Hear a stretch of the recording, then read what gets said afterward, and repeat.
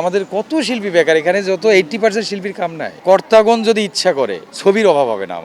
আমাদের কিং খান তো কিং খান, উনি একা থাকলে সব হয়ে যায়। আর সিনেমা কোথায় ভাই, কই সিনেমা? একটা মুভি প্রযোজনা করছে, পরিচালক ছবিটা যে শুরু করছে, তখন আমাদের শিল্পী সমিতির কর্ণধার দুজন সভাপতি সেক্রেটারি যদি গিয়ে বলে, তাদের সাথে যদি আমাদের সভাপতি সেক্রেটারি মিটিং করে বলে যে এই আপনার ছবিতে আমাদের শিল্পী সমিতি থেকে এই কাস্টিংগুলো নেন, আপনাদের অনেক কাস্টিং লাগবে, সেখানে আমাদের শিল্পীদের ঢুকান, এই কথাটা কেউ বলে না ভাই। যত কথাই বলেন আমাদের জন্য ওভাবে কেউ বলতে চায় না। এই যে দুইটা প্যানেল আছে, এখান থেকে এসে তারা বলবে কিনা, তারা কর্ণপাত করবে কিনা আমি জানি না, তাহলেই কিন্তু হয়। যখন আমাদের সভাপতি সেক্রেটারি গিয়ে ওনার সাথে কথা বলবে যে আপনি আমাদের শিল্পীদের নেন, আমাদের অ্যানলিস্টেড শিল্পী, আপনাদের বিপদে আপদে আমরা থাকবো, আমরাও ছবি হলে গিয়ে দেখবো, বা আমরাও দর্শকের জন্য আলাদা একটা প্রচারের মাধ্যম হব, এইগুলি বলে না ভাই।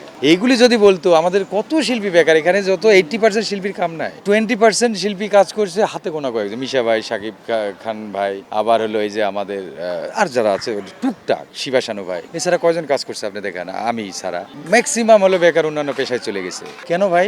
মোজো বিরাট কারবার, জিতে নাও ফ্যামিলি কার, স্পোর্টস বাইক ছাড়াও লক্ষ লক্ষ নিশ্চিত গিফট। ইচ্ছে করলেই আমাদের সমিতির কর্তাগণ যদি ইচ্ছা করে ছবির অভাব হবে না। আমাদের যা ছবি হচ্ছে এইগুলিতে, কারণ একটা ছবিতে 200-300 শিল্পী কলাকুশলী কাজ করে, এটা করে না। এটা যদি করে, এরা যারা নির্বাচন এখন করছে, আগামীতে এদের জন্য ভোট চাইতে হবে না, এটা মাথায় রাখবে। হ্যাঁ, এগুলি করে না তো ভাই। আর সিনেমা কোথায় ভাই, কই সিনেমা? আমাদের কিং খান তো কিং খান, উনি একা থাকলে সব হয়ে যায়। উনি একা থাকার পর যাকে ইচ্ছা তাকে ছবিতে দিলেই ছবি হিট হয়ে যায়। কে বলছে এটা? একটা মুভিতে আপনি হিরো, 2.5 ঘন্টার মুভিতে আপনি 1 ঘন্টার বেশি 1 ইঞ্চি পরিমাণ থাকতে পারবেন না।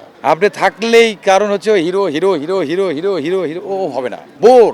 আপনি প্রয়োজনে আসবেন ইয়াতে, আপনি সিনে আসবেন প্রয়োজনে, অপ্রয়োজনে আপনি সিনে আসবেন না তো। ড্রামায় আপনি, নাচে আপনি, গানে আপনি, ফাইটে আপনি, সব কিছুতে আপনি সবসময় থাকবেন না তো।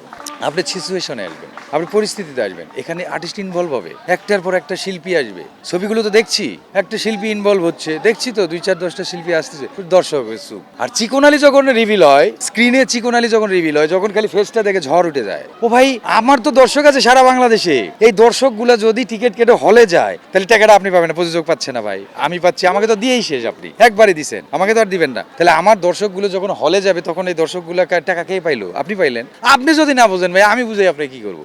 আপনি যারে ইচ্ছে তারে টোকাই মোকাই থেকে নিয়ে আইসা, টোকায় টাকায় নিয়ে আইসা আপনি অভিনয় করাইবেন, আর সেই ছবি হলো দর্শক গ্রহণ করবে। বাপরে, বিশাল ব্যাপার। আপনি একজন শিল্পী কখনো মুভি টানতে পারে না। তাহলে মান্না ভাই, ইলিয়াস কাঞ্চন ভাইকে কাস্ট করে, রাজীব সাহেব, সাদেক বাচ্চু সাহেব, আরো বড় যারা আছে তাদেরকে হলো কাস্টিং করতো না কেন? করে তাদেরকে সিন বাই সিন একটা করে ক্যারেক্টার রিভিল হবে, আর দর্শক নড়ে চড়ে বসবে সিটে। হ্যাঁ ইসালা, এবার খেলা হবে। এই যে দর্শক এটা বলছে না তো ভাই এখন, তাহলে আপনার ছবিতে মুখ থুবড়ে পড়বে। আপনি একজন মানুষকে নেওয়ার পর আপনি বাকি আর্টিস্টগুলোকে ফেলে দিচ্ছেন, তাহলে তো ছবি চলবে না ভাই।